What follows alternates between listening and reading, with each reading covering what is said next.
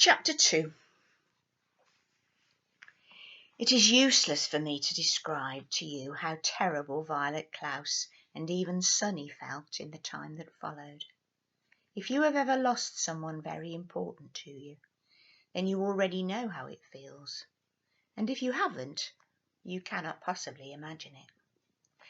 For the Baudelaire children, it was of course especially terrible because they had lost both their parents at the same time. And for several days they felt so miserable they could scarcely get out of bed. Klaus felt he had very little interest in books.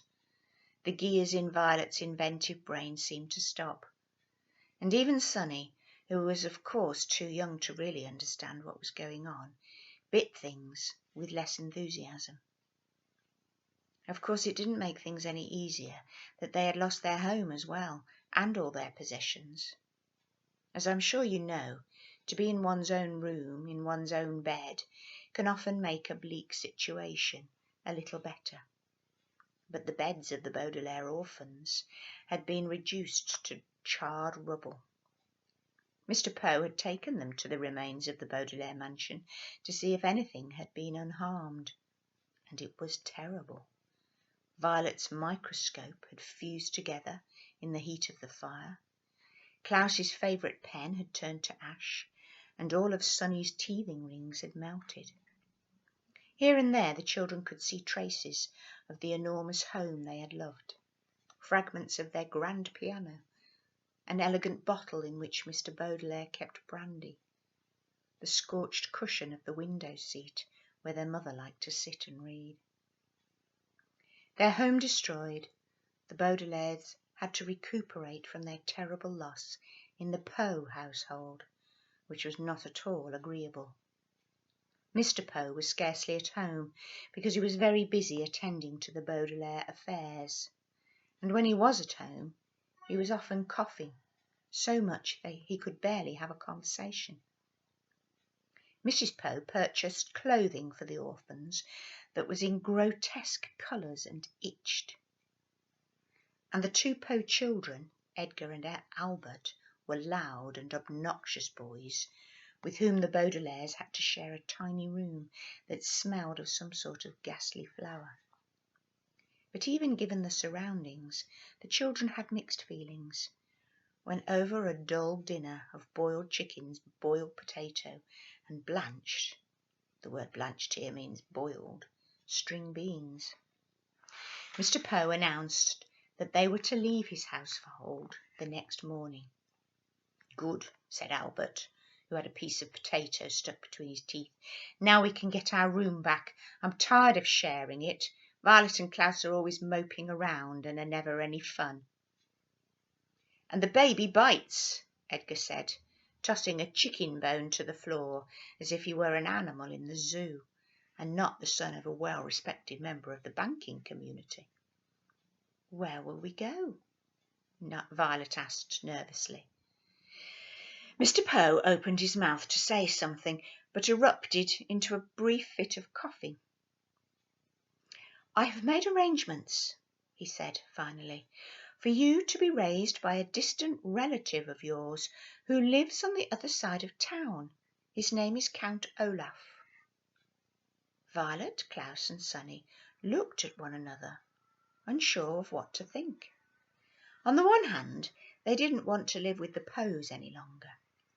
On the other hand, they had never heard of Count Olaf, and they didn't know what he would be like. Your parents' will, Mr. Poe said, instructs that you be raised in the most convenient way possible. Here in the city, you'll be used to your surroundings, and this Count Olaf is the only relative who lives within the urban limits. Klaus thought this over for a minute as he chewed a chewy bit of bean. But our parents never mentioned Count Olaf to us. Just how is he related to us exactly? Mr. Poe sighed and looked down at Sonny, who was biting a fork and listening closely. He is either a third cousin 4 times removed or a fourth cousin 3 times removed. He's not your closest relative on the family tree, but he is the closest geographically. That's why—" "If he lives in the city," Violet said, "why didn't our parents ever invite him over?" "Possibly because he was very busy," Mr. Poe said. "He's an actor by trade, and often travels around the world with various theatre companies." "I thought he was a count," Klaus said. "He's both a count and an actor," Mr. Poe said.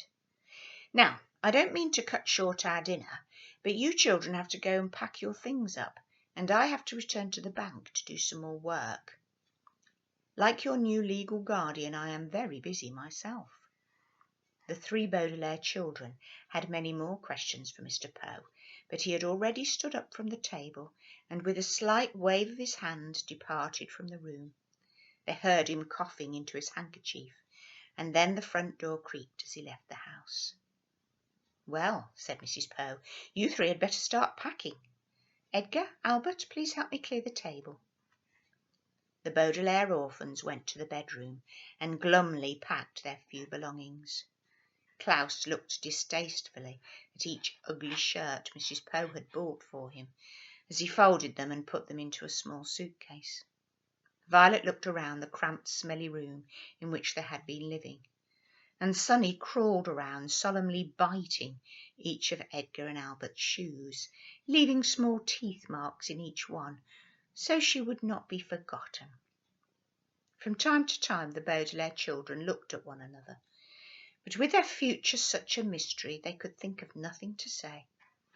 At bedtime they tossed and turned all night, scarcely getting any sleep between the loud snoring of Edgar and Albert and their own worried thoughts. Finally Mr. Poe knocked on the door and stuck his head into the bedroom. "Rise and shine, Baudelaires," he said. "It's time for you to go to Count Olaf's." Violet looked around the crowded bedroom, and even though she didn't like it, she felt very nervous about leaving. "Do we have to go right this minute?" she asked. Mr. Poe opened his mouth to speak, but had to cough a few times before he began. "Yes, you do. I'm dropping you off on my way to the bank, so we need to leave as soon as possible. Please get out of bed and get dressed," he said briskly. The word briskly here means quickly, so as to get the Baudelaire children to leave the house. The Baudelaire children left the house. Mr. Poe's automobile rumbled along the cobblestone streets of the city toward the neighbourhood where Count Olaf lived. They passed horse-drawn carriages and motorcycles along Doldrum Drive. They passed the Fickle Fountain, an elaborately carved monument that occasionally spat out water in which young children played. They passed an enormous pile of dirt where the Royal Gardens once stood. Before too long, Mr. Poe drove his car down a narrow alley lined with houses made of pale brick and stopped halfway down the block. "Here we are," Mr. Poe said, in a voice undoubtedly meant to be cheerful. "Your new home." The Baudelaire children looked out and saw the prettiest house on the block. The bricks had been cleaned very well, and through the wide and open windows one could see an assortment of well-groomed plants.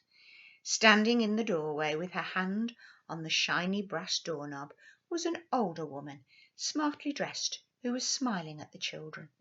In one hand she carried a flower pot. "Hello there," she called out.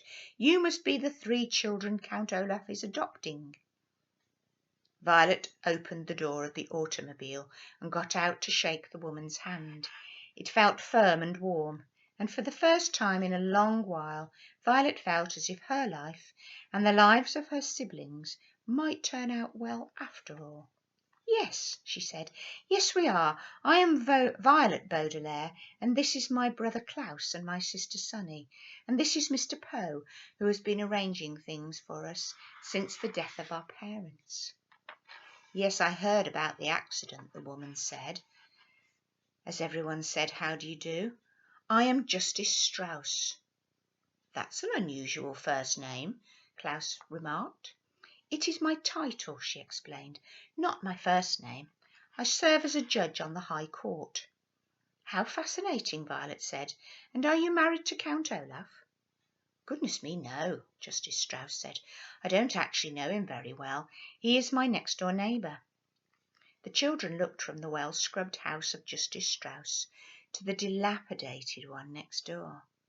The bricks were stained with soot and grime. There were only 2 small windows, which were closed with the shades drawn, even though it was a nice day. Rising above the windows was a tall and dirty tower that tilted slightly to the left. The door needed to be repainted, and carved in the middle of it was the image of an eye. The entire building sagged to one side like a crooked tooth. "Oh," said Sonny, and everyone knew what she meant. She meant, "What a terrible place! I don't want to live there at all." "Well, it was nice to meet you," Violet said to Justice Strauss. "Yes," said Justice Strauss, gesturing to her flower pot. "Perhaps one day you could come over and help me with my gardening." "That would be very pleasant," Violet said, very sadly.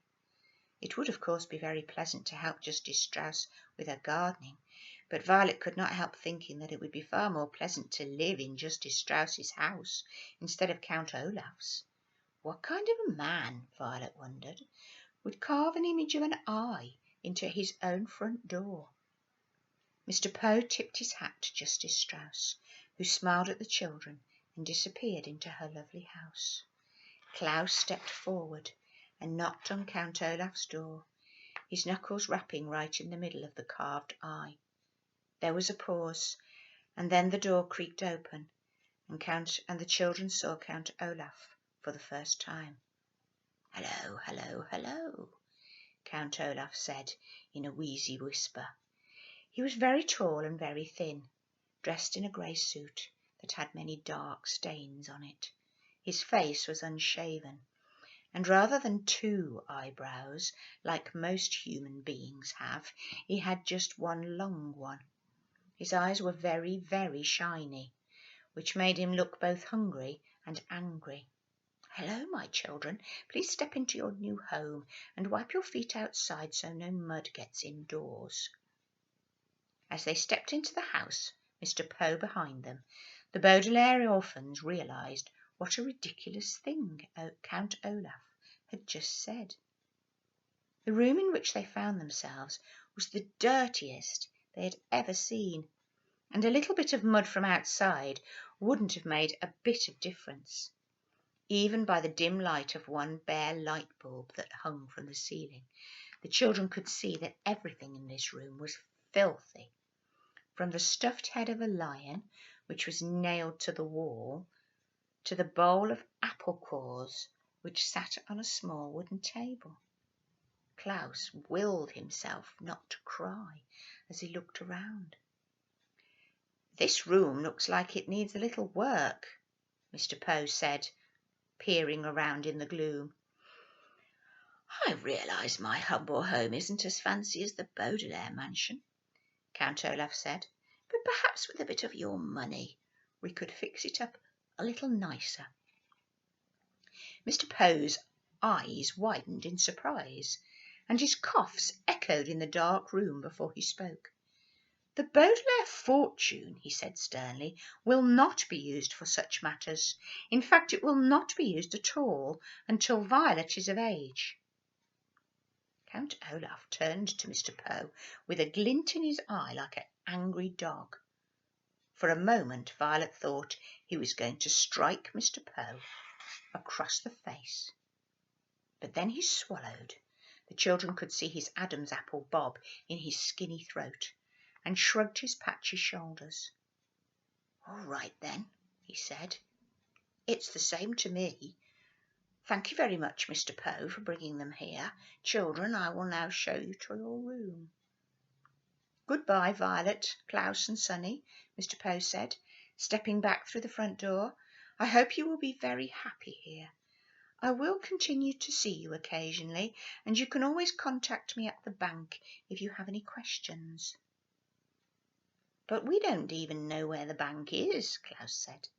"I have a map of the city," Count Olaf said. "Goodbye, Mr. Poe." He leaned forward to shut the door, and the Baudelaire orphans were too overcome with despair to get a last glimpse of Mr. Poe. They now wished they could all stay at the Poe household, even though it smelled. Rather than looking at the door, then the orphans looked down and saw that although Count Olaf was wearing shoes, he wasn't wearing any socks. They could see in the space of pale skin between his tattered trouser cuffs and his black shoe that Count Olaf had an image of an eye tattooed on his ankle, matching the eye on his front door. They wondered how many other eyes were in Count Olaf's house, and whether, for the rest of their lives, they would always feel as though Count Olaf were watching them, even when he wasn't nearby.